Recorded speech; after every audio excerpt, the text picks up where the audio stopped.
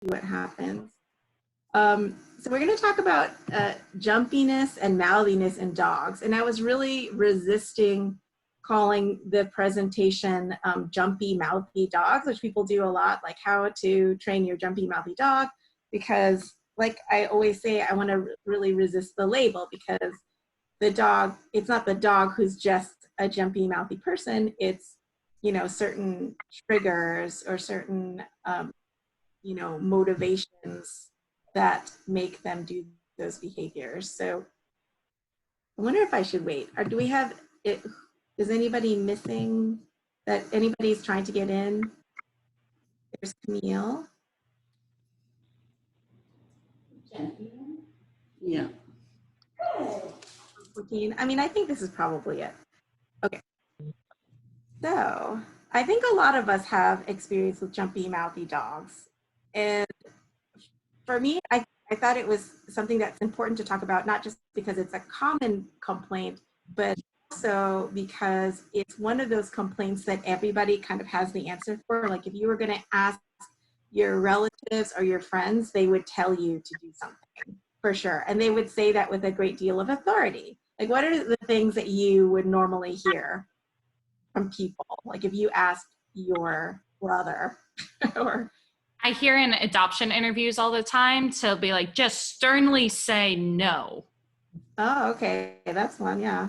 Okay. I was going to say that, or you get that a lot too in adoption interviews, or pushing them away, or the classic people say redirect them onto a toy or something else.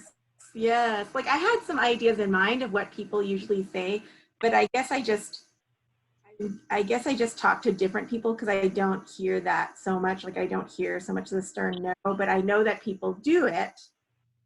I guess I just don't talk to, I don't talk to because they're going through like the adoptions counselors. I might not see those cases so much because those are cases I might delegate to other people. But yeah, that stern no, pushing them away.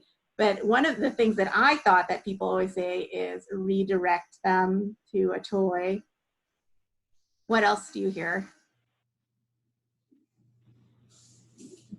Like some things, and it's not necessarily wrong. These aren't necessarily wrong things, but I'm thinking of ignore them, be a tree, turn away. What else? Tell them to do something else. Yeah, well, yeah, maybe like down. People always say down. Yeah. What else? So, I mean, what is the problem there though? It doesn't really matter what those things are. Oh, I forgot the one thing that I forgot was yelp. Like when puppies bite you especially, but whenever there's like a mouthing problem and you want the puppy to stop, you know, we often hear that people coach caregivers to act like another puppy and yelp. And I'm not saying these things are wrong.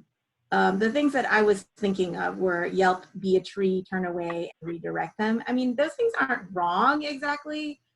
I have my concerns about them, like with yelping over the years. So when I first started, so you guys probably know I started a long time ago at the ASPCA in New York City. And when I was doing my internship there, they did tell us to yelp. And I have a very particular yelp, and I'm not going to torture you with the yelp right now because it's like quite piercing. But you know, the sharp yelp, that's what we were coached to do. And so, you know, about 20 years have passed since I did this training, and more than that now. And I won't do that because I've seen puppies get really afraid of that, and we don't want to traumatize puppies. We don't want puppies to have that sensitive age to have, you know, a scary. We don't want to risk them having a scary interaction with a person. So that's my concern about the yelp.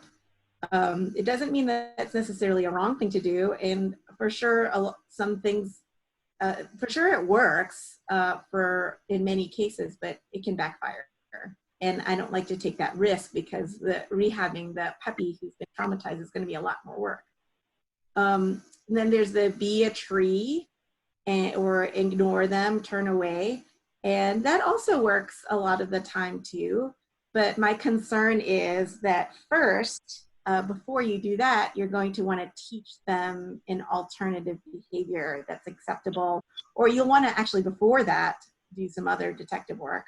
And then the redirecting thing, my concern with that is that you might inadvertently reinforce that behavior, because if that puppy is biting you and then you give them a toy that they want to bite, then you know, what's going to stop them from mouthing you to get another cool toy, right? Like I'm thinking about this in learning theory terms, right? Because if the puppy mouths you and you give them a toy and then they stop mouthing you, if they, you know, I mean, it doesn't make much sense to me, right? Did anybody want to talk to me about this? Anyone want to talk me into redirecting? Because I've been thinking about this for a long time. Would you think it's fair to say that that would almost be a positive reinforcement because you're adding something to the situation? Yeah, it could be. I mean, it all depends on the behavior, right? Because we don't decide what's a reinforcer or punisher. And even the dog doesn't really decide what's a reinforcer or punisher. It's the behavior, you know, it's the rate of the behavior. So the rate increases or decreases. So it very well could be a positive reinforcer for that mouthing. I don't know for sure. I'm just thinking about it. Like, why would that work? Anyway, you know, I just wouldn't want to risk positively reinforcing that behavior.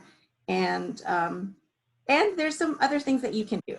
But generally, so since you guys, a lot of you have already seen these talks that I've been doing over the past few weeks about doing behavior consults, what's the big problem with these things that your family member or your friend told you to do when you said your dog was mouthing? What's the big problem? You're not actually establishing what the antecedent is, so why is the dog doing the behavior? Yeah, you don't know why they're doing it. And I think that people just don't realize that there are lots of reasons that dogs could mouth, right? They can mouth, like, you tell me different reasons that you know that dogs can jump and mouth. Oppositional mouthing, like with Brady, if they get uncomfortable. There's definitely oppositional mouthing. So can you explain what that means? I guess, like with Brady, a lot of the times he was uncomfortable with being touched. So that was him trying to tell you, like, no, I don't like that. But I think for a lot of people, it's really confusing because they think, oh, it's just a fluffy puppy who's mouthing me. They don't realize they're making him uncomfortable. Yeah, so yeah, oppositional means behavior that follows something that's undesired. So they do it to make you stop. What other reasons that that you think that dogs could jump or mouth? Excitement. Yeah, so they can be, so excitement is, yeah, definitely if they got a lot of energy and they're very impulsive, there's also usually something else that's behind that, right? It's not just because they've got the extra energy, but it's because they've got the energy and they're also motivated in some way to do that behavior too.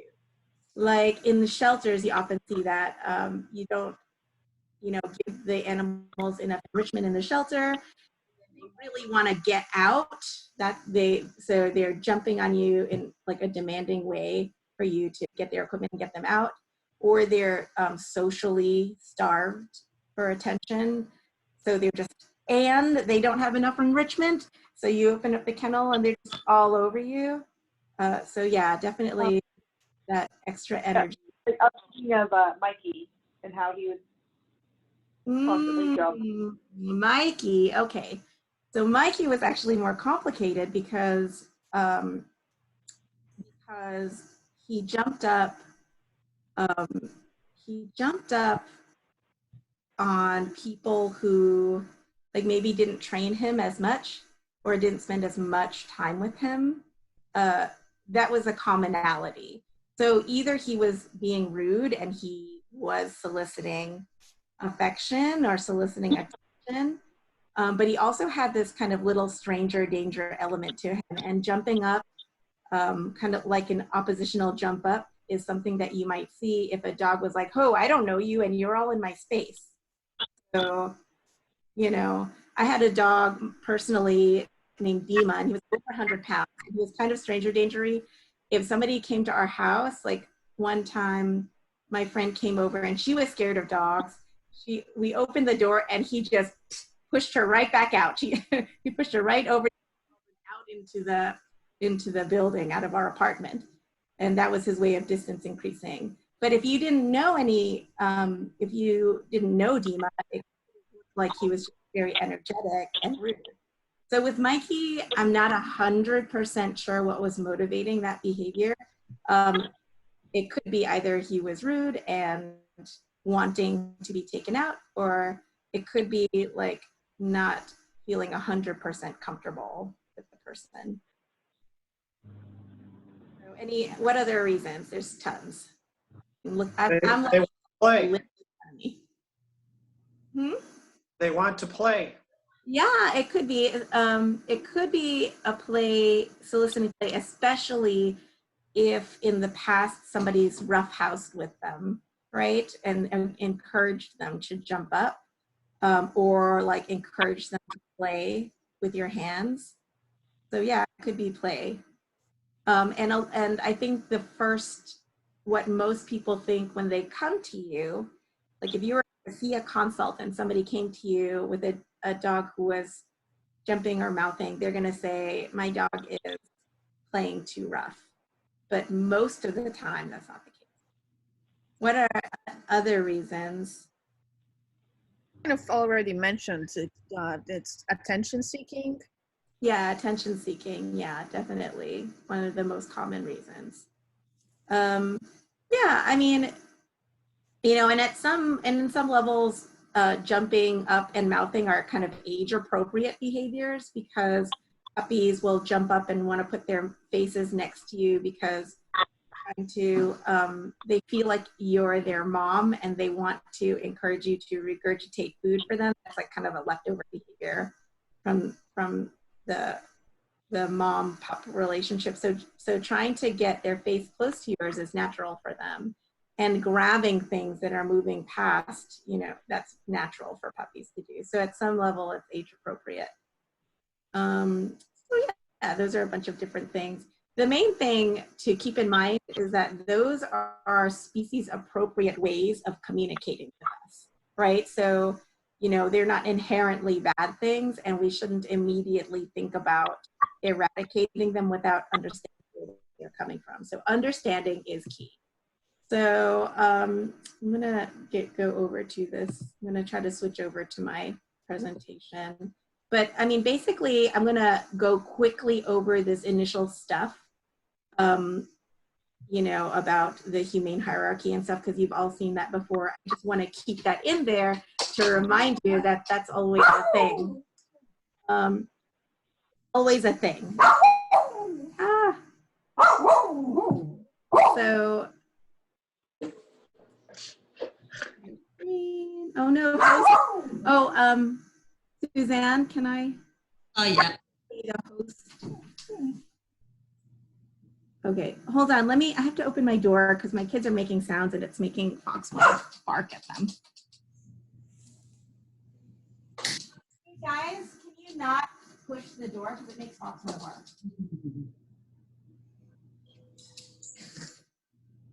Sorry, I'm a single mom today.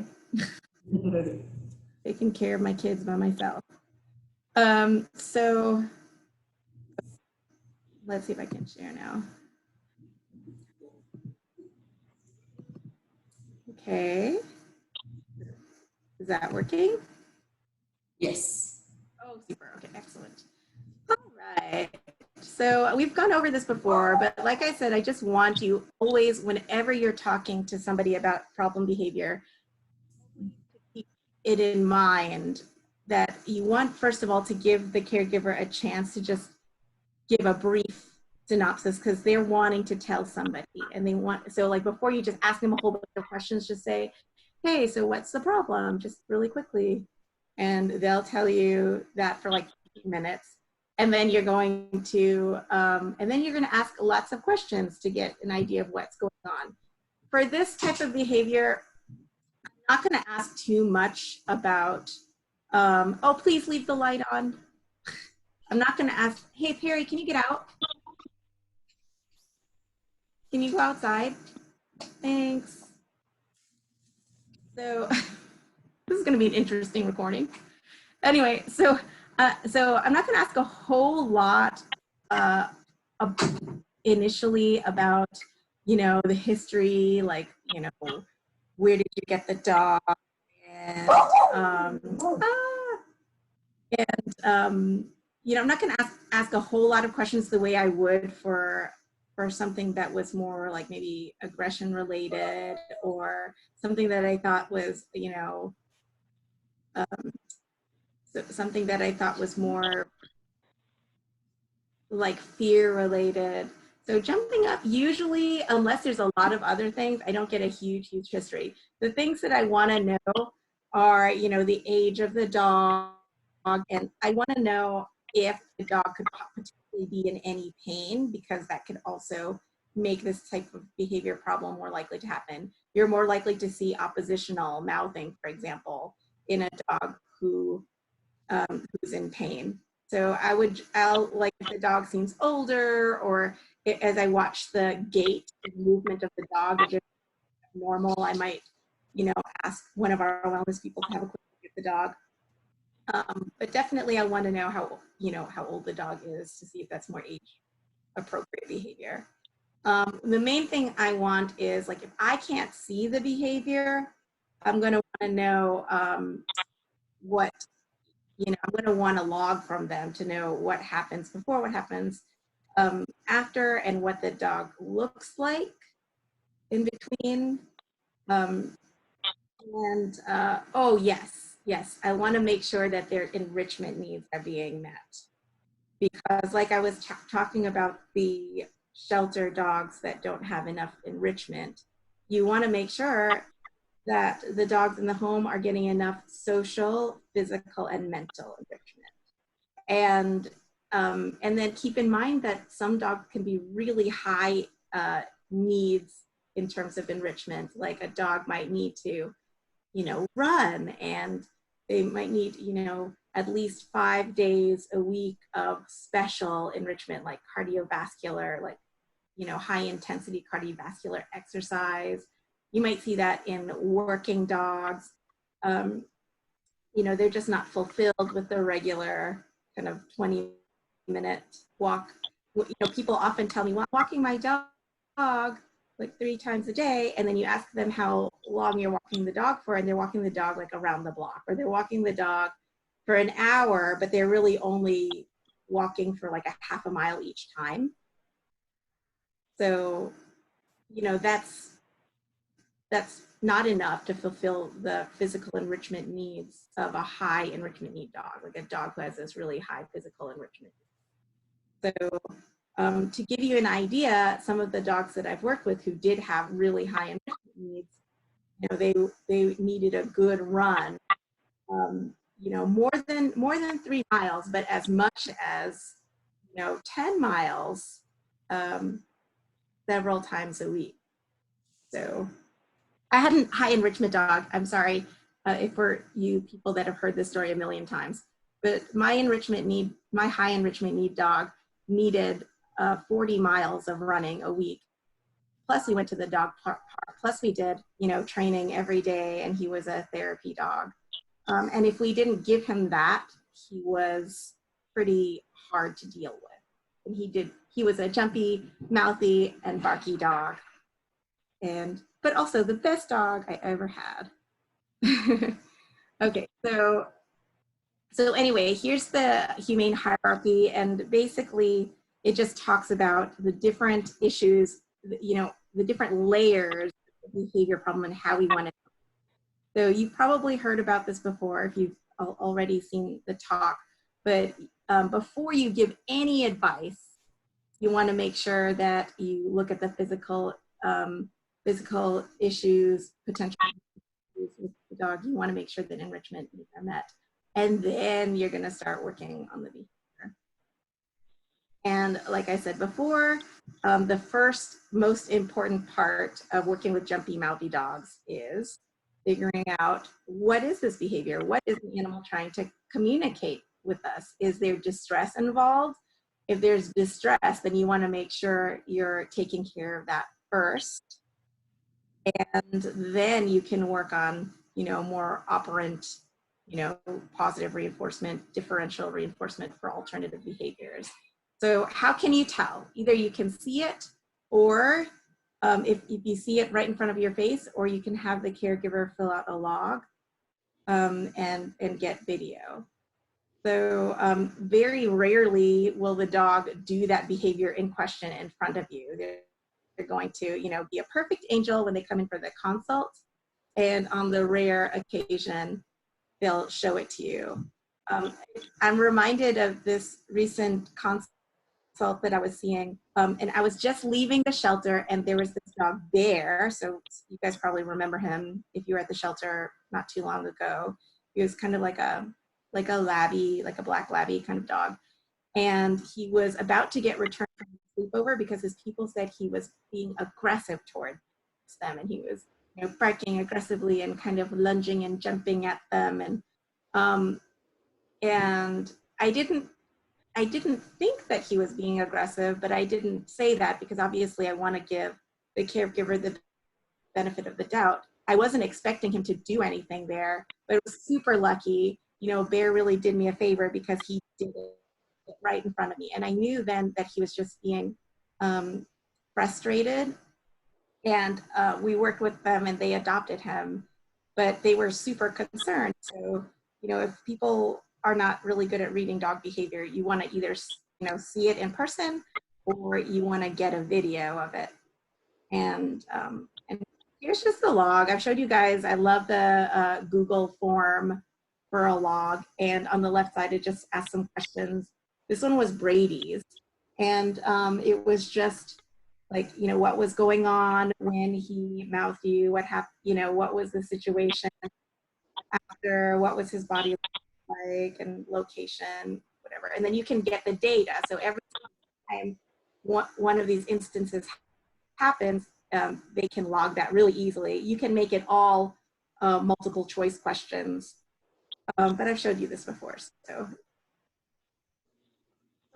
So what we're gonna do today is we're gonna talk about the different types of jumping up and mouthing, and I'm gonna watch videos with you. And I hope you're gonna have questions, because my goal is for you to understand, you know, and be able to recognize different types of these behaviors. And, you know, just so that fewer people in the world are gonna, you know, see a dog, you know, a puppy mouthing and think, okay, this is somebody just playing. The puppy's just learning how to play. Because even though, you know, puppies do investigate with their mouths, they can also do oppositional behavior, and they can also jump up out of fear or to care solicit, you know, when they're stressed out. So don't rule out anything just because a dog's a puppy or younger. So my goal is for you guys to recognize these different types of jumping up and mouthing, and then also have ideas of what to recommend depending on the situation. So, so I'm gonna go through these different types of behaviors, and then hopefully Beth and Chance and Suzanne are gonna show us ways that we can work on those behaviors that are not just be a tree or no. Okay, so let's talk about, I've broken up these behaviors to non-affiliative and pro-social. So non-affiliative means that they're not trying to get you to interact in a, you know, they're not trying to get you to pet them or play with them.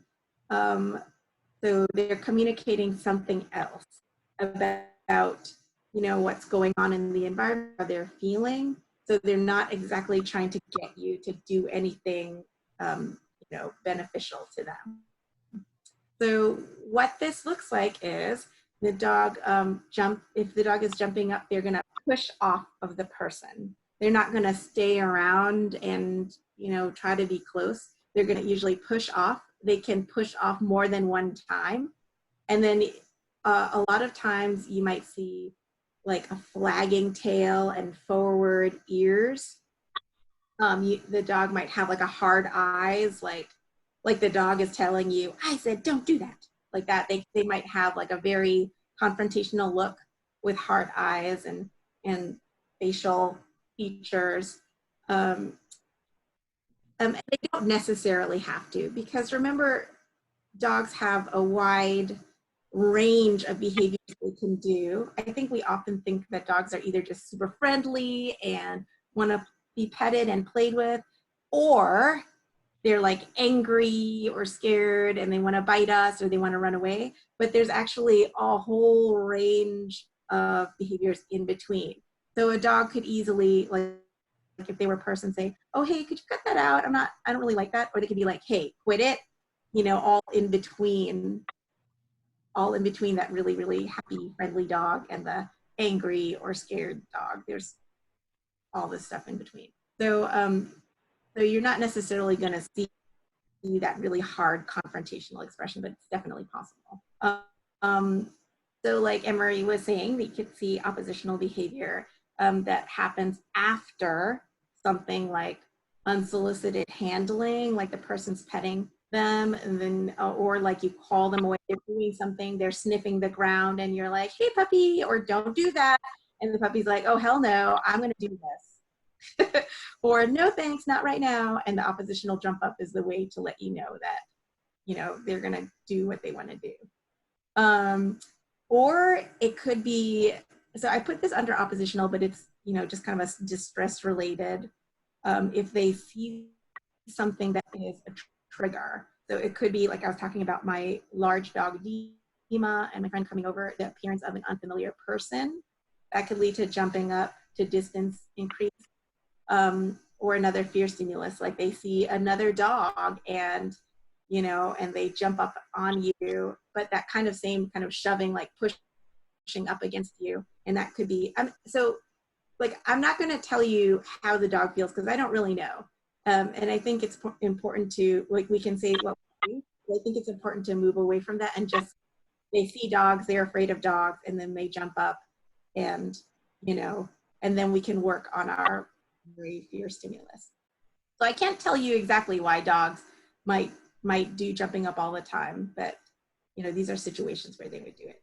They can also do it as a demand behavior. So that would happen before getting a specific outcome. So you would see that in the pattern of consequence, right? Like they would get what they want. They would get the toy or the treat, or, you know, they would get, oh, my parents' dog used to always jump up on them when it was walking time, and he would just jump and jump and jump and push off and like kind of look towards the door like, hey, let's go that way.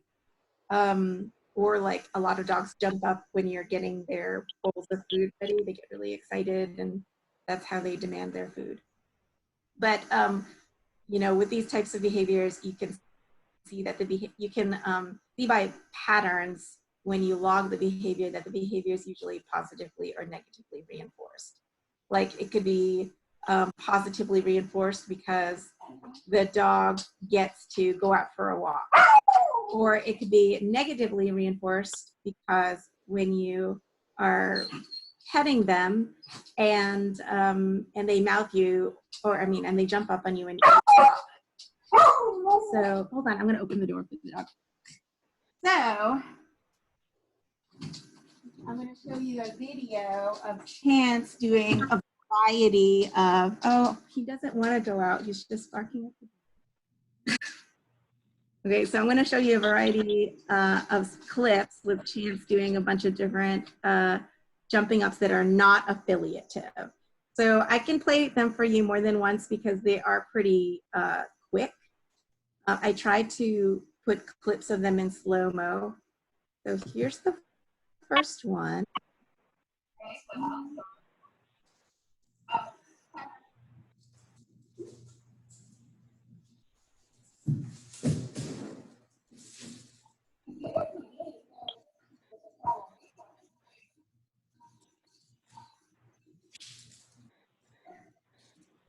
Okay, so that was the first one. And then here's the second one. This is really fast. So we might have to play the whole thing again. That's a classic, jump and move away.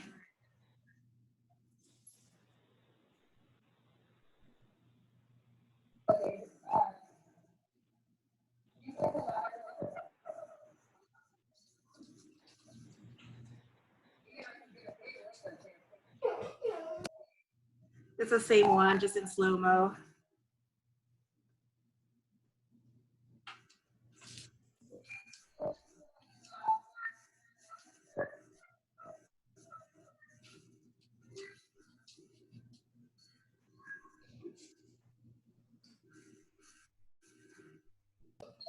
Wow, did you guys see the side eye on that one and the lip lick afterwards? Yeah, he gives a big whale eye and a big lip lick.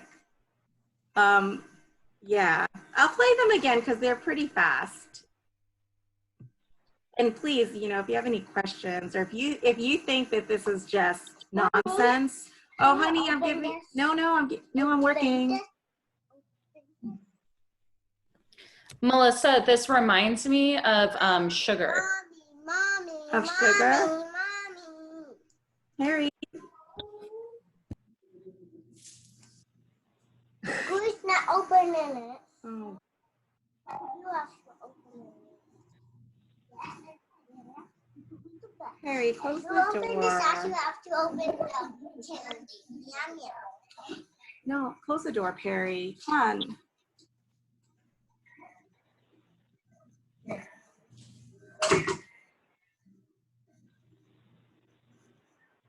So this is the first one I actually saw, and I was like, whoa, he did not like it when Olivia called him away.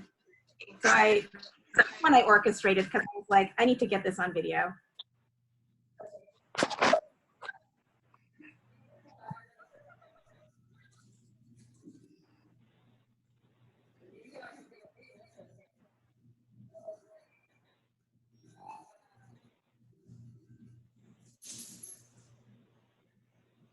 He ignores her first.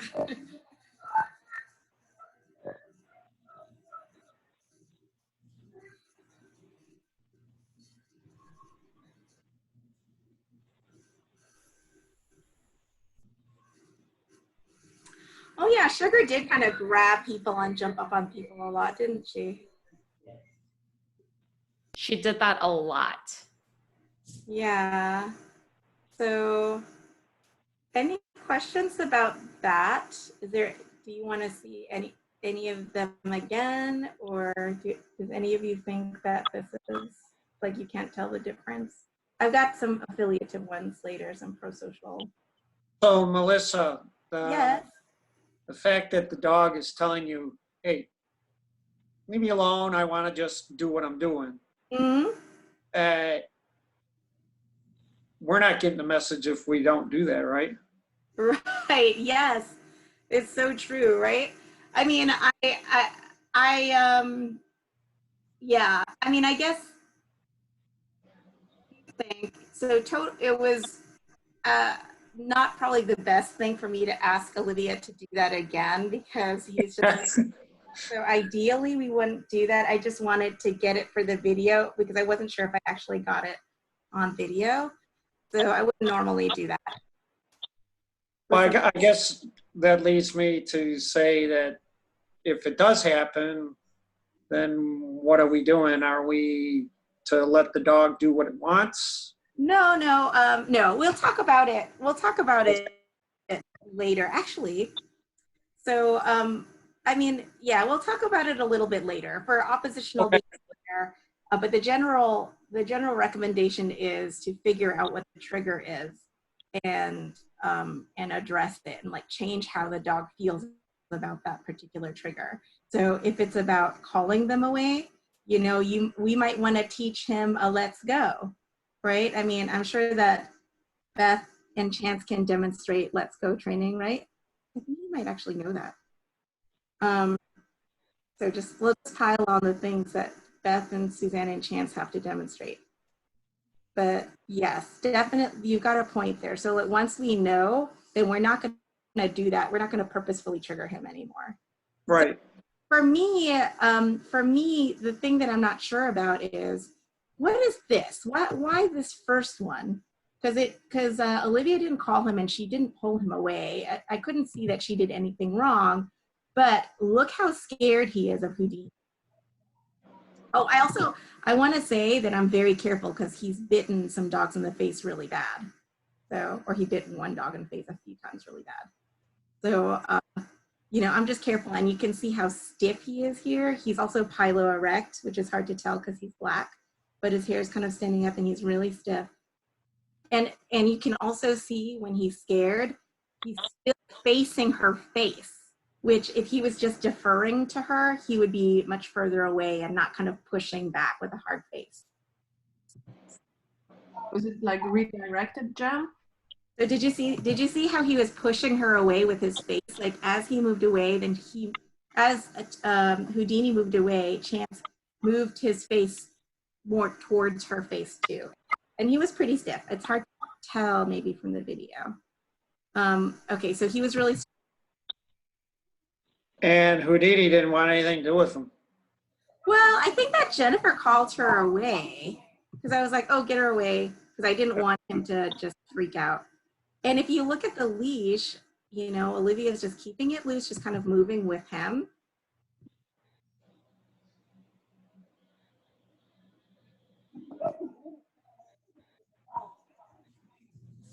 So, and this is a very different, it's a different kind of jump. Oh, and he shook off right there. So it could be like, I'm not 100% sure what was going on there, but I definitely think it was related to the stress with Houdini. But I can't say exactly what he wanted.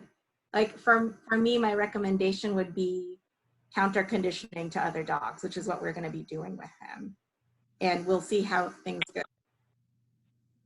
Okay, so he's very interesting, Chances. I like him a lot, but he's very interesting. So here's more. This is a video from Tufts University, and they have a whole recommendation thing about jumping and mouthing, but they don't really. It's like it's a protocol that they've written for shelters on how to handle jumpy, mouthy dogs, but they don't try to figure out what's going on with the dog. They just have these recommendations, right? I think this is this video is a volunteer, and then there's like a more senior volunteer telling this volunteer how to work with this dog.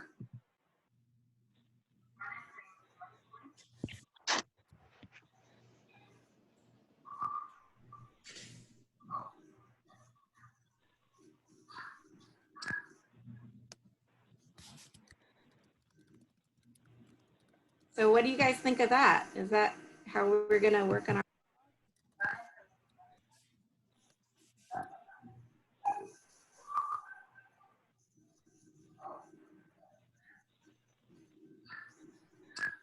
To me, the dog looks confused. Doesn't know what the person's doing. Yeah, what do you guys think? I mean, for sure this is a trigger, right? This run. Right. I mean, this is a thought in process, but it seems like they're like, why are they putting the dog in that situation if you could just like figure out what's causing that situation? He doesn't look happy to me, like he's got a furrowed brow. Well, that was scary what they just did. I mean, they did that to get him jump up. I was gonna say arm pudding and also make like I would say the but arm let's see, waving he's is not a good idea. he's It seems already like like a little bit. bothered by her before she even does it. But yeah, that just intensifies. Do you think it's? That's do you what I think mean. it's- By confusion, it seems to me like the dog doesn't know how to react to it, so he does what he thinks he ought to do. I guess, in the past, that behavior might have been reinforced.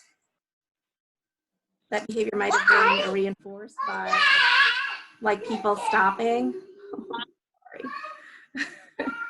Sorry. Yeah, because people might have stopped, right? So what kind of consequences that, like, if the dog, is triggered by them running, and then they jump and mouth, and then the person stops, then what are they doing to that behavior? They're potentially reinforcing it because the dog wants them to stop. So by stopping, they're doing what the dog wants them to do. Right, they're negatively reinforcing that behavior because they're taking away that movement, that scary movement. So if the dog doesn't like the movement and they jump and mouth the person and the person stops, yeah, of course they're going to keep doing that. And then after all that, the person asks the dog to sit and gives them a treat. So you could potentially chain that behavior. So, I mean, we're going to do something like this, but better, that actually doesn't trigger the dog, or Beth will. And so we'll show you how to work on that behavior. And I'm shocked because Tufts has this, they're pretty good. I mean, I would be surprised. I think Nicholas Dodman, the veterinary behaviorist, is from Tufts. Anyway.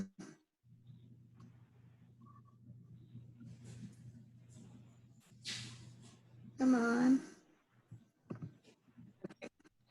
So, like, mouthing, I think, is generally not an affiliative behavior. I had to really, like, rack my brain to figure out a way to rationalize mouthing in a pro-social way. So most of the time, mouthing is usually some kind of,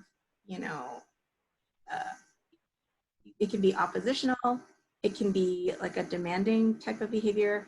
Non-affiliative mouthing is generally oppositional. I can think of very specific situations when it's not. Like if it's a puppy and the puppy is teething and maybe doesn't have an outlet for that teething. But I mean, let's be honest, we're generally not talking about those puppies. The puppies are gonna, they generally grow out of that behavior. And by the time the person comes to us, Friends for Life, where we get all the people with the really difficult cases, we're not gonna be seeing the puppy mouthing. We're gonna be seeing adults mouthing, and probably hard.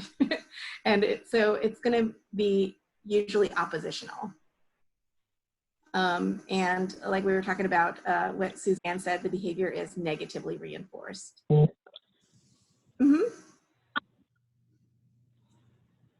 Did you ask a question? Were you gonna? No? Okay. I have a question. Yes. So is mouthing just like, is there a real difference between mouthing and biting, or is it just a matter of degree? Yeah.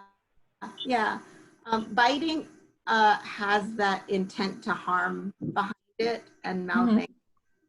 So when people say play biting, it's kind of confusing. Yeah. The biting has the intent to harm behind it. Okay. And you can, as I've written here, you can kind of tell because, it's usually slower. Mouthing is usually slower, and it's and this oppositional kind of mouthing is like the whole mouth, usually, like the whole mouth, or at like up to the canines. You wouldn't see a dog like,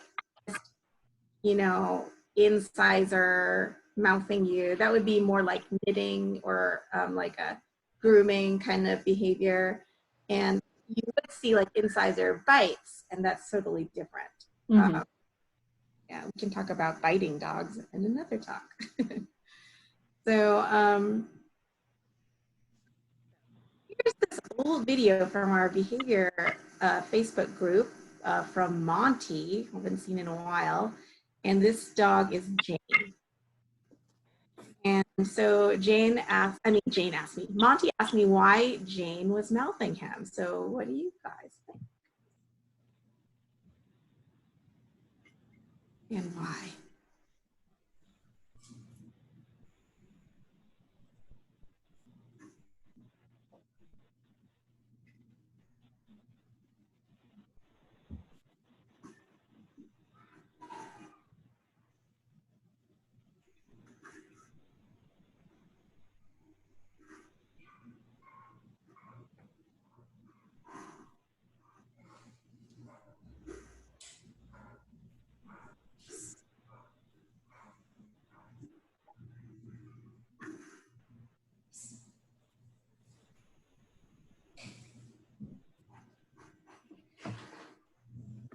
Okay, so any thoughts? I'll play it over again while you guys tell me your thoughts.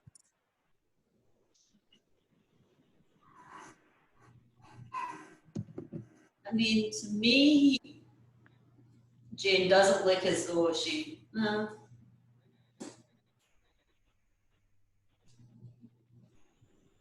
Suzanne, were you going to say it doesn't look like she's enjoying it? Yeah, that's what I was going to Because say. it looks weird. It looks like she's asking, like she keeps going after his hand, but she's biting him. So it's like, is that her weird way of asking for pets, or is she saying no, I don't like the pets? Because the big yawn and lip lick at the beginning, I feel, is pretty telling. Emery, I thought the exact same thing. I was confused at first, especially with the licking. Mm-hmm. I could be wrong, but this is what I think. I thought at first, like, oh, she's licking. It's like a demanding thing. She wants him to keep going, but also the signals are escalating. Like first she gives the yawn and the lip lick, and then she starts mouthing and pawing at his hands. So no, I don't think she's enjoying. You got it. Am I right? Yeah, it's Go escalating. Elise. Yeah, of course, you also see the yawning and stuff. And one thing that is kind of less, discussed is that licking can be oppositional. What? Yeah, licking can be oppositional, and even just kind of like nuzzling with your nose. I'm doing it now, but you can't see it. But like, just like kind of moving your face towards somebody can also be like, keep your hand there. Don't bring it here. Keep it there. And actually, it was something that I used to see a lot. Oppositional licking, something I saw a lot more up north. And I've frequently mentioned how, I feel like certain behaviors are pretty regional. So like, frequently when we were evaluating dogs at the municipal shelter, it would often was Rottweilers, but I don't want to breed generalize. It's just my memory of these experiences that they would do a really slow oppositional lick, and then they would try to bite you. It was slow and creepy. Like they would lick you. I mean, Jane is not doing that here. Like Jane is soft, and Jane likes people and probably wants Monty to be around. And her, she's got these affiliative ears back, and she's just like, hey, I like you, but like maybe don't do that. She's being very polite about it, and he just keeps his hand there. So, and then he even touches her and he pets her arm, like he pets her leg there, which to me is strange. To me, it's strange. Like some dogs probably like it, but it's not the place that you would first want to touch a dog. So that just struck me. I was just like, oh, you're petting her arm. Anyway, thank you so much to Monty for sharing that with us ages ago. One of the very few mouthing videos. So if you see naughty behavior, we want that on our group because we want people to be able to recognize that. Okay, so now we're going to talk about pro-social behavior. And like we're really going to focus more on jumping than mouthing because there's not a whole lot of pro-social mouthing around. So the pro-social jumping is when it's definitely more, it's longer. It's something where the dog stays near you and there's not as much movement unless it's just wagging their body. So they're just trying to get their face close to you. And like I was talking about that when puppies try to get near their mom's mouths to get them to regurgitate food. So they're trying to get their face near you. And then of course there's that soft body language, like the affiliative ear sac and the soft body and soft squinty eyes and so on. And you can see here, like I put I put these pictures here, right? So you can tell the difference, right? The top one is affiliative. You can see that dog's face is close to the person. The dog does not, they're going anywhere. Their legs are just right up against the person. They're not looking like they're pushing to get off. And then this picture on the bottom, this dog really, it looks like a oppositional or potentially demanding, jumping up. It's not pro-social. They're just touching the person with just their feet, like they're gonna. They're not trying to get, that dog's not trying to get their face close to the person's face, right? So that's pretty easy to see the difference when they're side by side, even if it's a picture. Okay, so like if you have pro-social mouthing, it can be affection seeking. Like you can get dogs. Recently we had a dog named Rosie. Remember the black and white Rosie? And she would grab your hand and just kind of put it on her chest so that, you know, you could pet her. It's relatively rare. So the first thing I try to rule out mouthing behavior is if it's oppositional or if it's some kind of stress related behavior, because that's much, much, much more common. Even in puppies, like I find it to be when the puppy gets to us, I find that it's much more likely to be some kind of, you know, not affiliative behavior than it is just regular their play or, you know, something pro-social. And you often see this type of behavior when the person's just kind of minding their own business, or they're not trying to engage the dog, like they just walk in and the dog just jumps up on them, or they're just hanging out with the dog and the dog just goes and starts holding their hand. So whereas with the not affiliative behavior, there's usually some kind of trigger that's obvious happening before that. Okay, I think I'm going to close the door. But usually you can tell what the motivation is because you can see that the dog is enjoying the consequence of that behavior. Like, you know, when Rosie wanted you to pet her and she grabbed your hand very gently and she put it on her chest, when you petted her, her eyes would go all squinty and her lips would go long. You know, when dogs pull their lips back, that can be part of this expression when they're enjoying affection. And you would see that. And then when you stopped again, then she would gently take your hand and put it where she wanted you to pet her. Here's Chance showing some affiliative jumping up. So you can see the same dog can do multiple kinds of jumping up. And I didn't get a video of it, but he also jumps up too.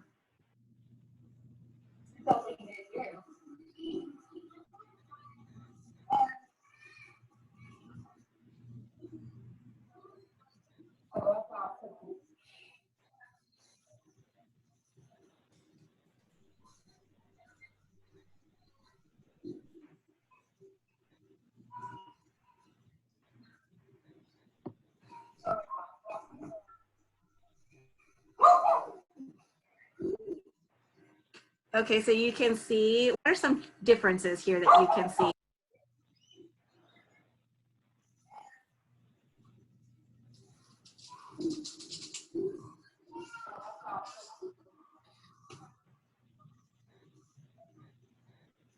He's not pushing away. Right, he's just staying there. And look at his face. Can you see where his face is oriented? I know it's very dark because his face is, black dogs are so hard to get. You know, his nose is angled up to her face. I also, when I say watch out, it's because Houdini's coming up behind him and he really, really badly guards people from other dogs. So, you know, I don't know if he's seeing her there and that makes him kind of yawn.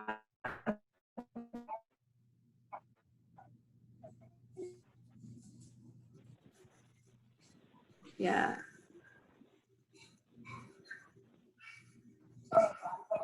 So that's a huge difference to me when I see him do that, because he's not pushing up against, he's not like pushing over and over, he's not pushing and moving away. He's just angling his face up towards her. Like if she brought her face down to him, he probably would lick her. So yeah, so he can do lots of different kinds of jumping up. Okay. Oh, and I couldn't get a video of it. So this photo here is a type of jumping up that I found really difficult to categorize because there's that pro-social element to it. It's care soliciting. So it's trying really hard to find a video of a dog care soliciting. What that is when there's a stressor, like if the dog is just afraid of the environment, or there are strange people around, and the dog has a bond with the caregiver. So in this case, this is Oliver, and Anne is his foster mom. And I remember that he used to do this a lot, but I guess we just never got a video of him doing it. But We didn't, I don't think we got video. yeah, that's too bad because he did it a lot at the shelter, and then you had video of him at home, but he didn't do it. No, at home he wasn't so anxious. Right. So yeah, so there was definitely a trigger there, and I just have a little story about this. Was recently, I mean maybe last year, Beth and Joe and Katie were teaching a class, and one of the dogs in the class was just constantly care seeking, jumping up on his mom over and over. And she was really embarrassed because she thought that he was just being like a rude dog, a badly behaved dog. But in reality, he was just stressed about the situation. We really tried to talk to her about that. I found that really interesting. That was Leo, right? I think his name. I'm not sure. Anyway, so okay, so here are some recommendations. So now I think we should probably switch over to Chance. Is there with Chance? Or Beth? So we're going to talk about social behaviors like jumping, attention, or affection from people. So if like Chance doing in this video that showed with jumping up on her to get her to pet him and greet, then you can instead do some differential reinforcement for alternative behavior and teach him to do a different behavior that's not jumping up. The first thing you have to do though is make sure that he doesn't practice. Like you have to come up with a management plan so that he doesn't practice behavior as you're training, because he's not going to be overnight better. So you're going to manage the behavior by just keeping him from being able to jump on people, by having him on a leash. And this works great for puppies because puppies just haven't built up that history of behavior being rewarded. So you just keep them on leash when you have guests over or when you're outside. You don't let them have a chance to just run and jump on them. And then tell people that if the dog jumps up to move away. That's hard. The people are always harder than the dogs. So in the case that you're not sure the person will listen to you, then teach the dog let's go so that the dog will move away from the person. So yeah, just basically keep them from practicing the behavior beforehand. And it can help to pre-teach automatic sits. Oh, there's Beth. Perfect timing. So, and I know already that Chance knows auto sits. So once you've got your management plan down, let me stop my share. Okay, and then how can we switch this to?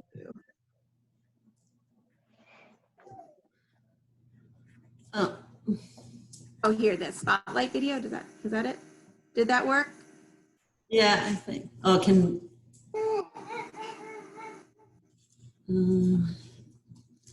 Oh, is Beth gone? Yeah, I don't know where she's gone. Like she went a while ago, so I thought she was going to be. Oh, okay. Well, you can do it. We're just auto 6 on approach. Sorry, can you repeat that? We're going to do auto sits on approach. So Chance already knows automatic sits, and we're going to teach him that when people come up to him, that he's going to automatically sit to get attention. Now, I don't know if he's really going to want petting. How has he been? Has he been, has he been receptive to petting? Yeah, he has a little bit. Sorry, he just pooped in the corner as well. Oh. It smells lovely. Yeah, he's been not too bad. Okay.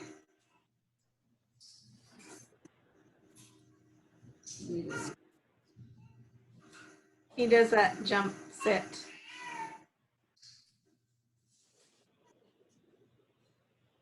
Oh yeah. So somebody mentioned in the beginning that, people coach caregivers to tell the dogs to sit or tell them to do something else. Right? Somebody said that.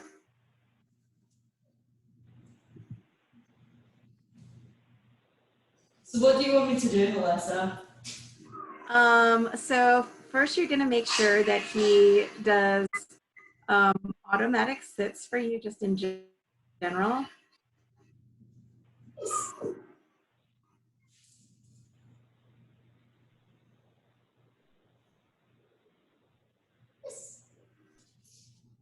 Okay. And do you have a leash for him, since you don't have another person you can like tether him to the door?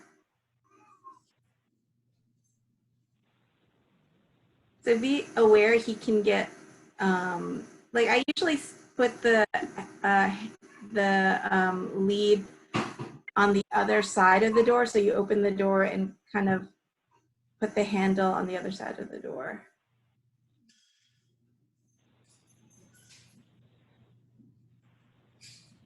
Will that work? Yeah, great. Okay, so now you can go away from him. Oh, there we go, and come up to him, and here we go. And when he sits, then give him a treat. And I like that you didn't walk all the way up to him, because you kind of took that first sit as soon as he sat. So I would give him that.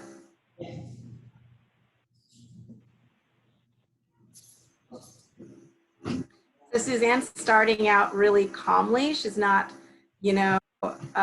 running past him and waving her arms or anything like that. She's just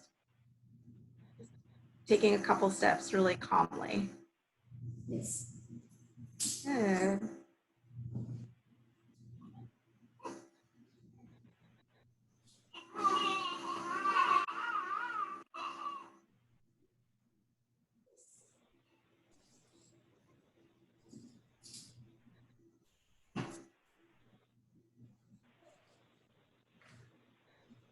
So ideally you would have this exercise done with a lot of people. So you would practice every day with, new people, or as much as you could possibly, so that the dog could generalize.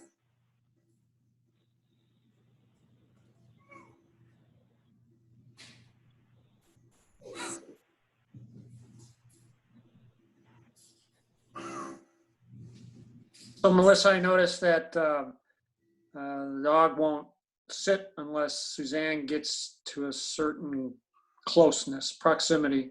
Yeah, and that's okay. Yeah, you can, go ahead and finish your question.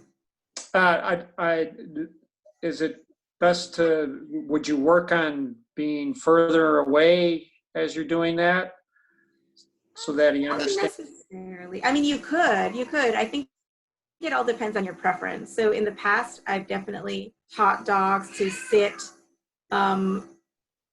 to cue the person to start walking up to them.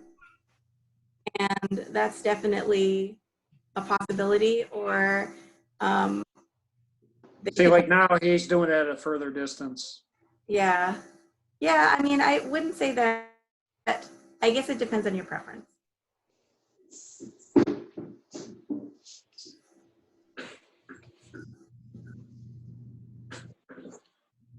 He's tangled.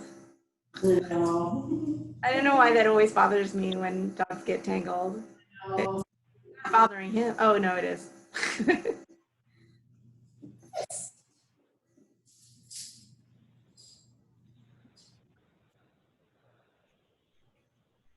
So basically, after you do this and you're pretty sure that the dog will stay seated when you walk up to them. So maybe Suzanne would want to, walk up to him as, yeah, if you feel comfortable. Because sometimes that proximity too is a bit of a trigger.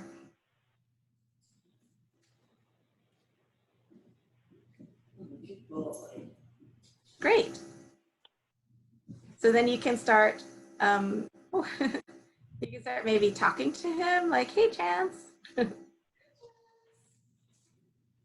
And not too excited. So you want to just slowly increase the intensity until you're flat out like, oh, hey, like some excited people do, like puppy.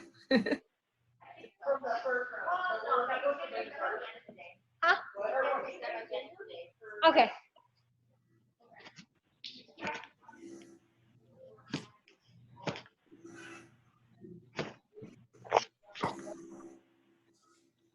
Oh, wow. Wow. Now he's sitting to get you to come up to him.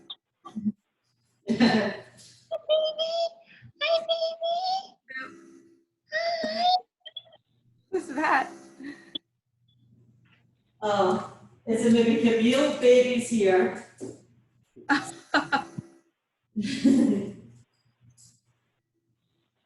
Okay, so maybe you can talk to him a little bit more excitedly. We'll just do it a couple more times.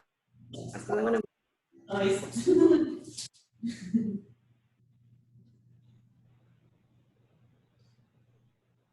Hi, baby. Hi.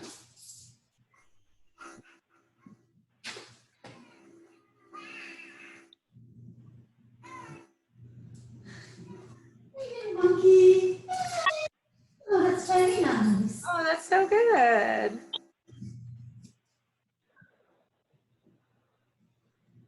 You can try some movement too, like a little bit of arm movement.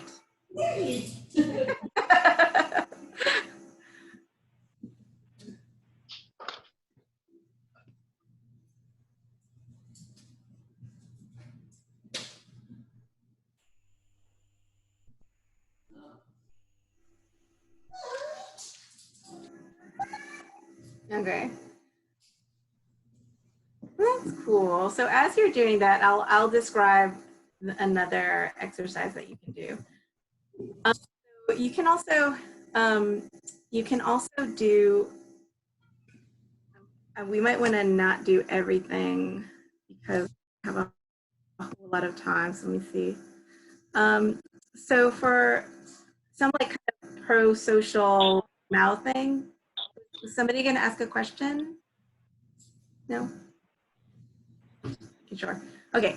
So so you could say that like when dogs grab your clothes, that could be something that's pro-social. Like if they were trying to tug on your clothes, it's natural for young dogs to do that.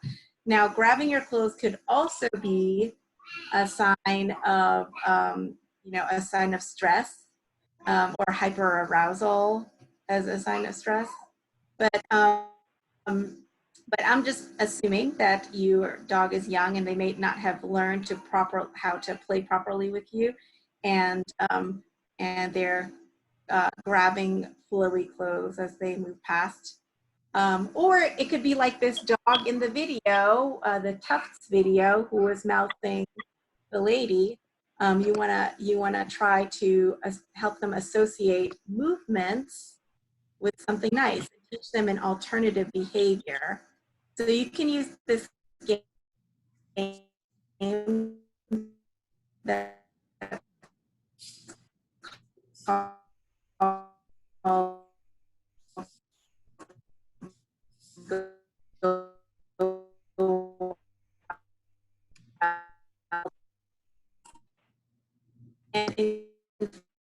not too close to his face, and then stop it or auto down, and then you can mark and reward, and then gradually increase the amount of movement that you do. So, and of course you would start out by not wearing flowy clothes. That's not what you would start out kind of, you know, wearing clothes that he would be quite so tempted to grab. So if you want, he can be on the leash, or you can let him off the leash for this exercise.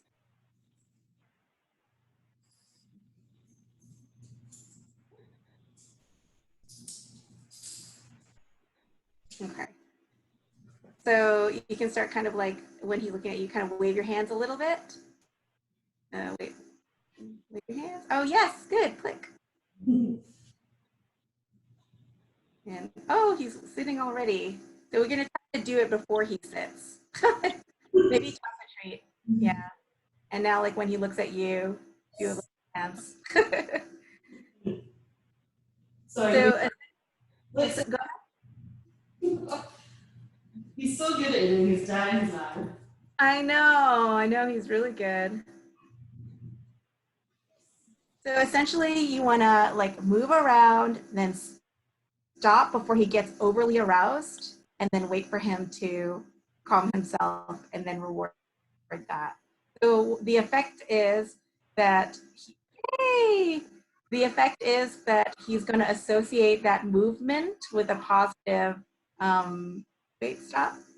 Yeah. With a positive experience of, you know, sitting and getting treats. That's all highly reinforcing.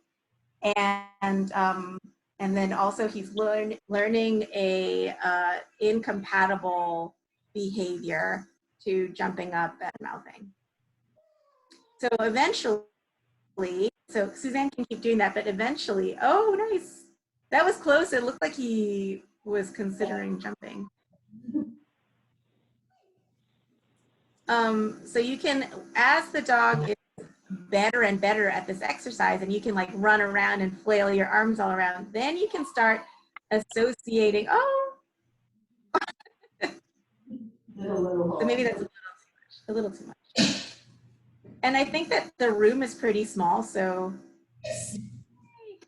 very nice. He's so smart.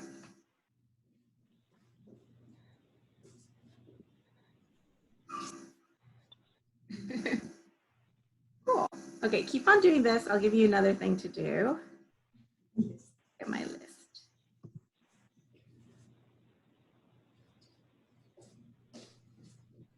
Oh, another thing, another suggestion actually for dogs who grab on clothes is if you do play tug with them, make sure that the tug is on cue. So you really just say, you know, take it before you play tug. It's very obvious. The signals that you're playing with them should be very different from just walking on the street. And this game, this Go Wild and Freeze game, is something that you can also do when you're gonna walk the dog. So you have him on the leash and you practice just kind of running with him following you, and you stop and he's got to auto sit, and then you've got an auto sit on halt, and a dog that doesn't grab you when you're walking them.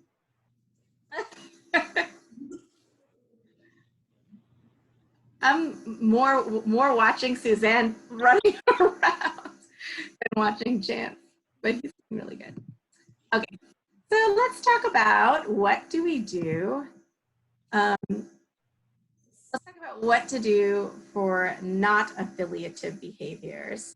So for me, the most common situation where you would see these types of behaviors in a non-affiliative sense are with oppositional behaviors, particularly towards like petting or putting on equipment. So Suzanne, would you mind demonstrating counter conditioning to handling? So I think that Emery made a video of this, exercise and posted it with Brady.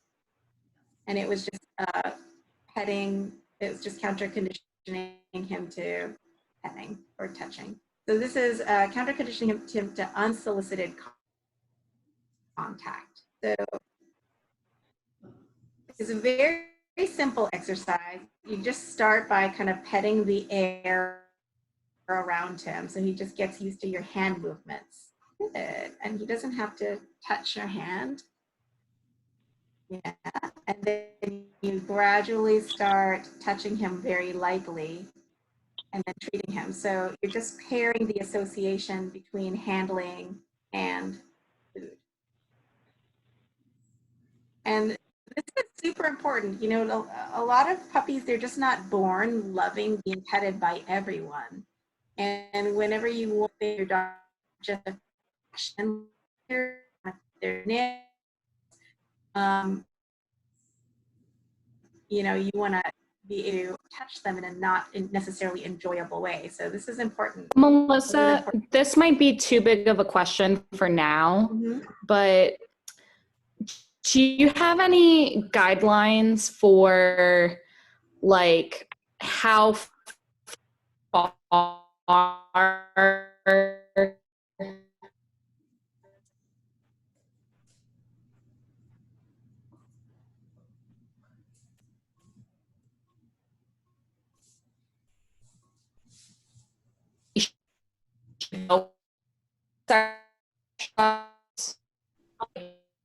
what language we should be looking for? It looks like I'm misreading you I because was of your gonna say mask. Marie kind of figured out a good work around that.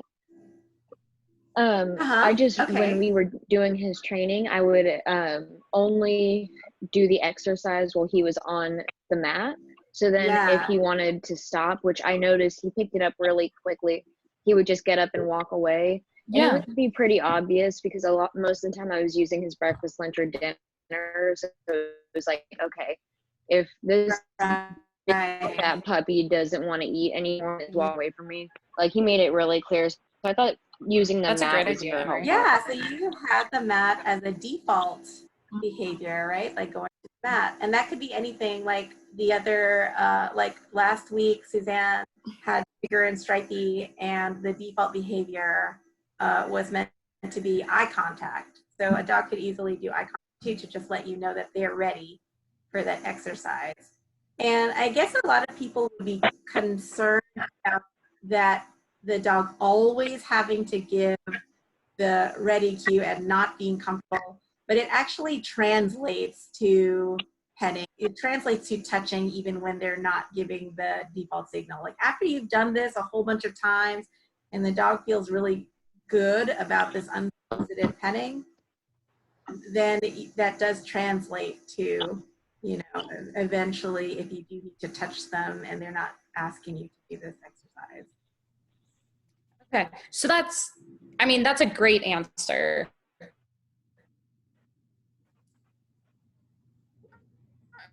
I'm totally bought in on it. But like for gender conditioning, we ask for default behavior.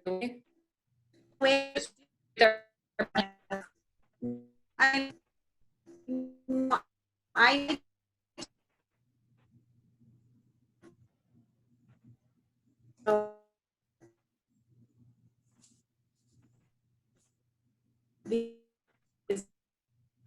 like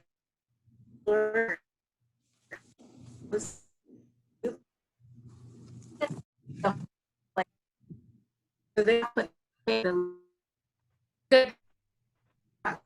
that he kind of moves away. What does he do in that video? So anyway, so those are some basic recommendations. I can there are so many reasons that dogs can that they can jump out. So I can't go through all of them because it's just such a huge topic, even though it seems so simple. And the recommendations that we give are usually super simple. But in reality, it's just, these are just behaviors that dogs use to express a lot of different emotional states. So, you know, for example, when Chance was uncomfortable with Houdini and he jumped up on Olivia, So that tells me that he needs some, lats. He needs to work with lats with dogs or other counter conditioning exercises so that he can feel comfortable with dogs. If a dog jumps up oppositionally when a stranger comes in, they might need a stranger ritual so they can associate strangers approaching with something. So basically, jumping and mounting seems like a really simple thing. Everybody has their answer for it, but it's actually a huge topic and that's why when people ask on our Facebook group about it, I spend like a half an hour writing my questions for them and explanations. But I'm really curious if you guys, either now or you can post on the Facebook page about stories that you have with cases with jumping and mouthing, because, maybe we can help explain why that's happened, or, maybe this has shed some light, or you can post a video and we can kind of try to interpret that dog's behavior in the video. So I'm looking at the chat. And I see that Elisa asked I guess you're asking about my high enrichment dog. That was Pushkin. He was, like a marathon runner. He was training for the marathon. And then it says, parking this question here, so I don't forget later. Always concerned about balance between focusing solely on the behavior versus psychoanalyzing why the dog is doing something. Yeah, I do the same thing. And that's one of the number one questions I get about everything is why? Why is my dog doing this? And in the end, it's not so important. Like when you start studying applied behavior analysis, you learn that kind of labeling a behavior issue that's some underlying issue is not as important as figuring out what the antecedents for a particular behavior are. Okay, so I guess I get confused then. I think of the why, like I think of two different whys. Like one is the psychoanalysis, what's going on in this dog's brain right now, right? But the other one is, okay, Chance is jumping up on Olivia. Why is that happening? And that's just like the antecedent. So I guess it's a language thing that I get confused by. Yeah, okay, why in terms of like, how is that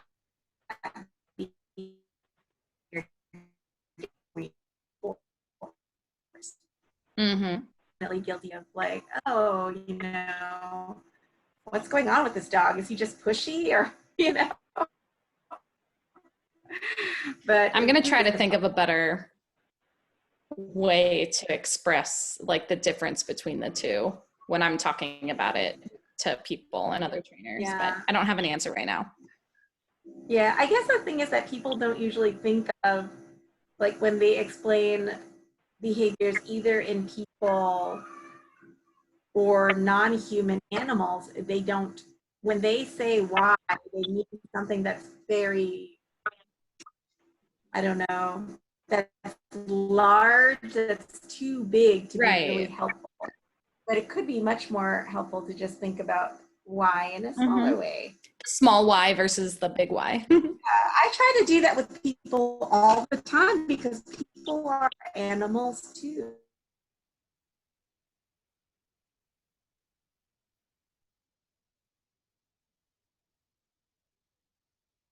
Caregivers anymore. Compliant, not compliant, I don't say that. What it is I'm not giving them the information that works for them, and maybe I'm not the person, maybe somebody else is, a better person at giving the information that they need to hear, but because they're necessarily compliant or not compliant. I'm sure you see that, like, as a teacher, I'm sure that you see that with kids a lot. Yeah, and I see teachers doing it all the time. Oh, that kid's just lazy. That kid's just stupid. That kid's just a troublemaker. And yeah, it doesn't work to label students like that. It doesn't work to label animals like that. Right.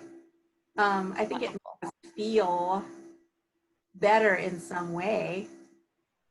You know, it makes us feel like I know, it's an excuse for us not to try very hard to solve, because that's just a jumpy, mouthy dog.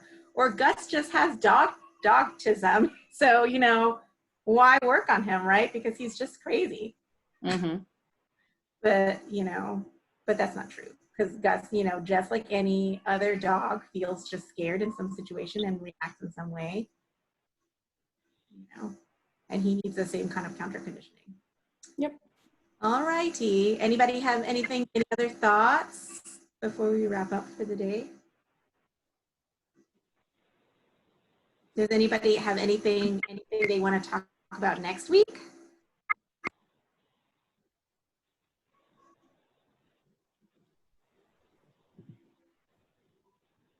No?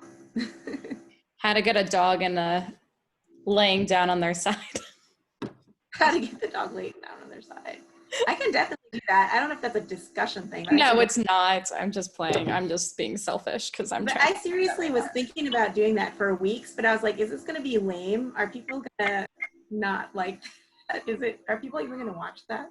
Yeah, that's true. It's a pretty like isolated like training topic, right? No, it's so good. It's so useful because I can be a gateway for a lot of different things, for like nail trims or, you know, for blood draws.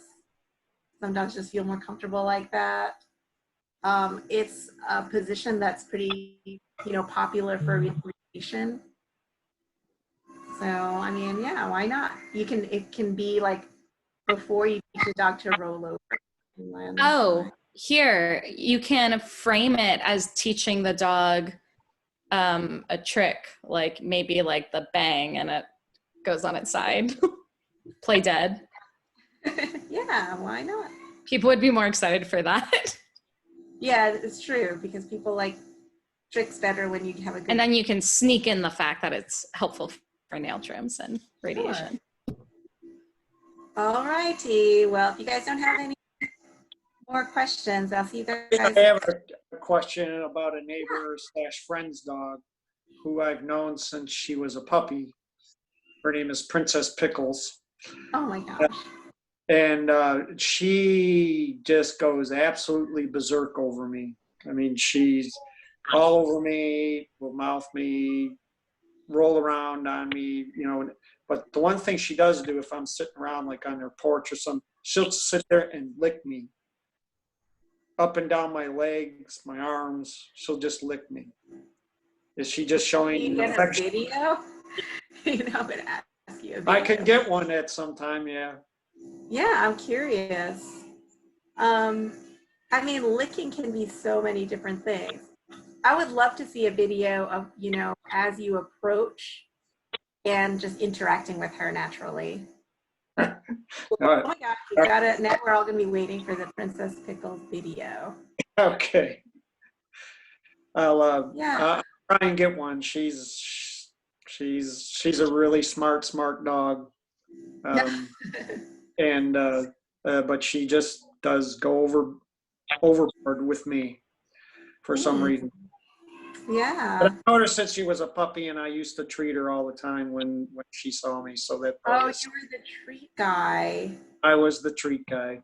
Oh no, my best behaved dog, Pushkin, was so great in so many situations. Like he would ride on the subway and he could just ignore people shouting at him, and he could do everything. But if he saw that treat guy, he went bonkers. It was really hard. That's really what she. Yeah, I mean, I'm sure you can work on her if you wanted to. And that's always the question, right? Like, what's more aversive, the problem behavior or working on the problem behavior? Mm-hmm. I tell you all day what you should do if you wanted to get rid of that, but maybe being licked a lot isn't such a big problem. No, I don't mind it. She will eventually leave me alone if I'm just sitting there and I ignore her. She'll go chase lizards or something, but. Right? So maybe it is affiliative if you just, maybe it is if you hang out more and she keeps looking at you. I guess we'll Yeah. just, Emery, were you gonna ask a question? Oh yeah, I was gonna say something that comes to mind when you're asking about topics. It's pretty specific, so I don't know how much we could talk about it, but I'm really curious about like where we draw the line where we say, okay, this dog needs medication. Like, is that something that's like could be a whole topic, or do you think that's, because I think that's something that's really interesting, like having to make that call. I have to think about it. Okay. I think I could make anything long, honestly. I could make anything last an hour. Obviously, I thought this was going to be short, but it wasn't. I tried to make it short. But yeah, I think about it. A lot of people ask me that. So that could be something, you know. And actually, a lot of people have wanted me to do, you know, talking about different kinds of medications. You know, why would we pick one over another? I'll think about it. But anyway, one thing I want to tell you guys is off the topic is we're looking to do panel discussions, behavior panel discussions for Friends for Life. Like it would have, you know, a few different people from around the shelter. Like I was thinking we could have like, I think I've already asked Beth and Sherry for her kind of more manners related approach. Pam, I thought would be really cool for the adoptions approach.